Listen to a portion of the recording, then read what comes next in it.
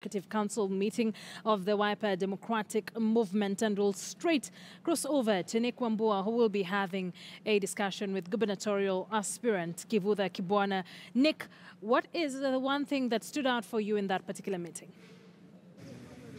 Thank you very much, Akisa. Once again, we've been here since morning, whereby we were waiting eagerly to hear what the National Executive Council for the Wiper Party would say on matters, particularly pertaining to the Machakos senatorial aspirant this Machakos senatorial seat, which involved Mr. Johnson Muthama, or Honorable Johnson Muthama, but he announced his resignation from the party. That is a matter that we are waiting from the National Executive Committee, but apparently they had to dismiss it just to tackle one issue, which was the East African Legislative Assembly matter, which involved 4 candidates from the Wiper Party. And out of the 4, then we have one candidate so far, who is son to Kalonzo Musyoka, the Wiper leader. That is Kennedy Musyoka. We now garnered 22 votes to beat all the other 3 and clinch that space to represent the party in the ELA. So, Akisa, right now I'm joined by the Makueni Governor,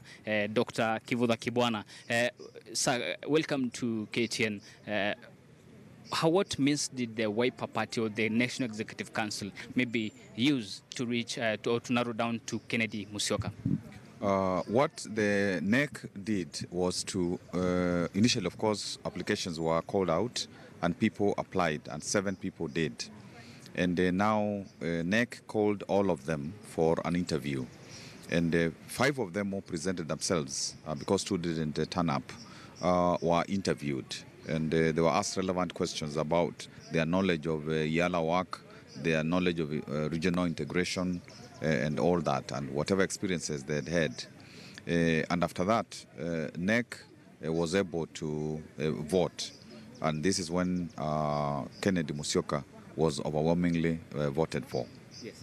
And there has been allegations that Farah Maalim has, of course, dismissed concerning the fact or the saying by many that Kennedy Musyoka is Kalonzo's son, and therefore there's some sort of what we call what one may say that it is not really right for Kalonzo to nominate his own son into the ELA. What do you say about this? Of course, His Excellency Kalonzo Musyoka was not in the NEC meeting personally, and the 26 people who interviewed were objective, and the candidates presented themselves and argued for their case. The fact that is Musyoka's son cannot deny him constitutional rights that any citizen has. In America, for example, the